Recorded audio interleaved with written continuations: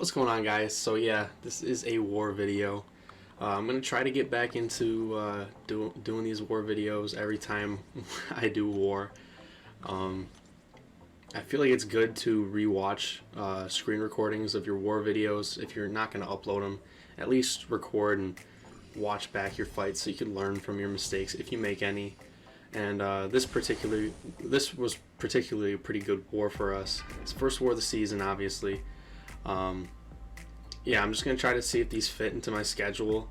I'm still trying to do the Monday, Wednesday, Friday uploader streams, and I'll try to get these up as soon as the war is over with.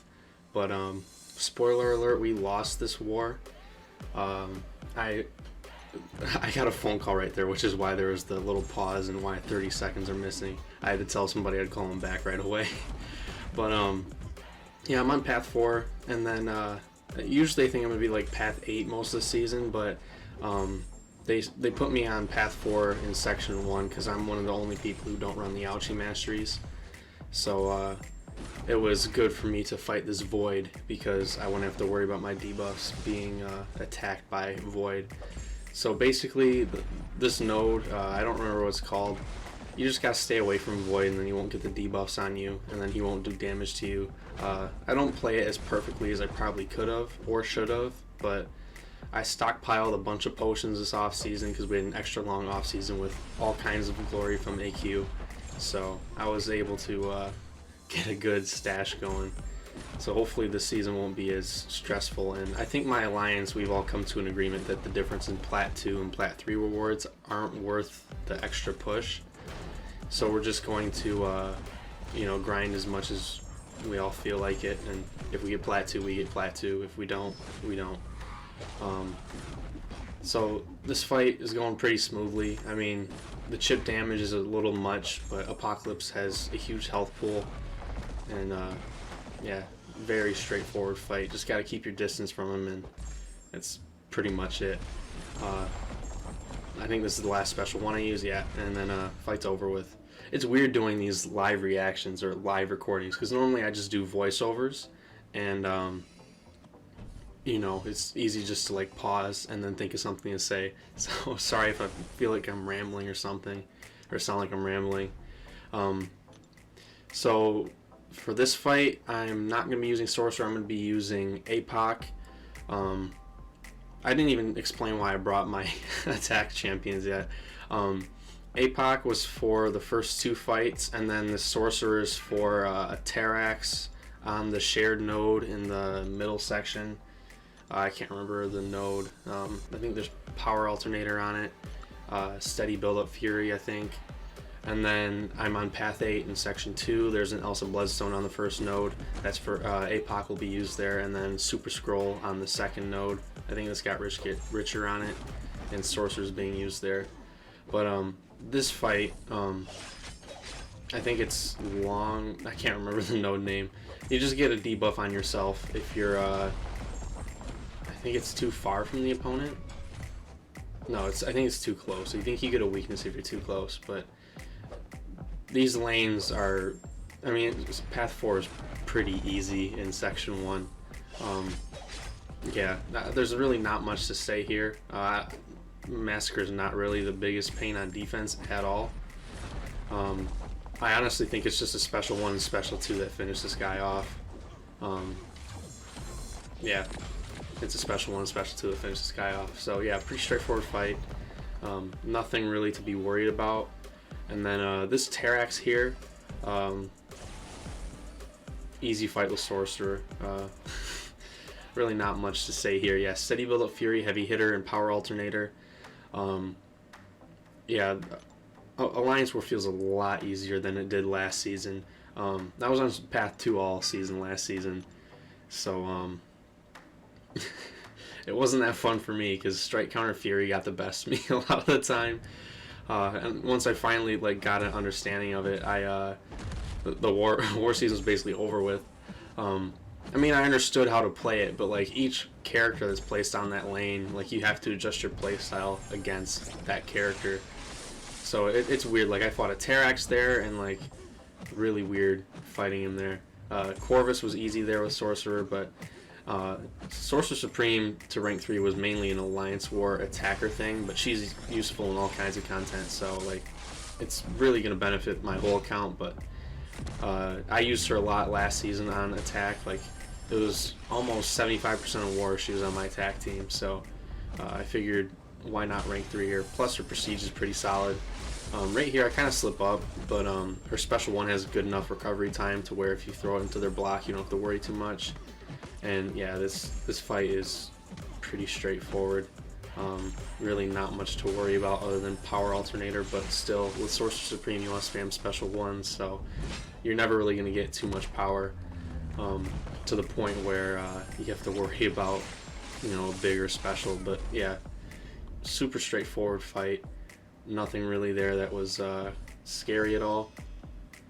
And yeah, next up we have Elsa Bloodstone. Again, can't really remember the nodes. That's how easy war feels. Here I think, yeah, I'm gonna boost, and then I think I'm gonna chuck in like 1 level 4 health potion into Apocalypse. The first fight of this war, I didn't even read the nodes. I'm not saying like that's anything to brag about, but like it's just like it feels very very easy. But yeah, buff and balance weakness, feats of indestructible, and heal block passive. So yeah, I'm on path 8 because I don't run the Ouchie masteries. I think I only made 1 mistake for this fight. I don't know why I accidentally almost made or clicked the Horseman ability. That would have been stupid. But yeah, this fight again, super straightforward, with no global nodes being a thing. I've been seeing people bring Corvus, CGR, Ghost way more frequently than we did last season. I saw like 4 Corvus or 4 teams running Corvus throughout my whole alliance. A couple people running Ghost, a couple people running CGR. Like not having Protect to worry about anymore really opens up a lot of things, and in short makes war a lot easier. And they also deleted a bunch of the annoying nodes and replaced them with something else, so war in a whole has gotten a lot easier for a lot of people. And I'm really interested to see what the master tier is going to look like. Right here is where I made the mistake, throwing the special 2 while the indestructible is up, but it's really not that big of a deal. But back to master tier, I'm really interested to see how it's going to look. Last season there were ties, and like people would miss out on the top 3 spots because they'd be tying too much. When you tie, I think it counts as a loss for both alliances when it comes to points. I might be wrong, or at least you don't get the full amount of points as if you would for a win. So yeah, I'm really worried there's going to be more ties, and it's just going to be really weird to see the top 20. I'm really interested to see how it plays out. Next up we got the Super Scroll. That Elsa fight was super easy, but buff and balance weakness, rich get richer, and heal block passive. This is probably more of a Doom fight, but Sorcerer could work well here. And I make 1 really bad mistake here, but I thought it was just hilarious. So here I'm just, you know, playing normally. I used my power, or I started in Icon's Ingenuity, I think that's what it's called, so I could get more power, steal his power, build up to my special 1 faster, get the nullification aura up. And then what I didn't do correctly here was I played too aggressive, and as you see, he's out of 3 bars of power. So right here I'm like so confused as to why he didn't throw a special 3. So I was like, alright, I'm just gonna dash back and see if he goes for it again, and he did, so I intercept with my special 2.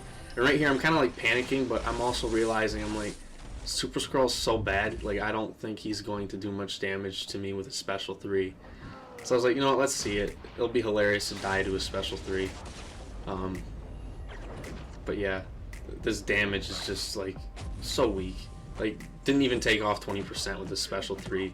And the stun here had me scared. But yeah, he did more damage with the combos after the special 3 than the special 3 did itself. So right here I don't know what I was waiting for. I think I just want to get the stun, get the falter off, and then throw my special 3, just in case the special 3 didn't kill. But yeah, it was a pretty nasty special 3. That was my last fight of the war, so I wasn't really too worried about anything. I could lose as much health as I wanted. We finished with 16 hours left, so these new timers are like super awesome in my opinion. This was how my battle group did. You guys can barely see it, but we only died 3 times to the opposing alliance, which I think is awesome. But the alliance lost, or we lost, and the alliance had total of 42 deaths. That's 39 between battle group 1 and battle group 2, battle group 3, not battle group 2. Yeah, I don't even want to say much about it. But if you enjoyed the video, guys, hit like, sub if you're new. If you guys want to see more war videos, let me know. And yeah, hopefully you guys enjoyed. See you for the next one.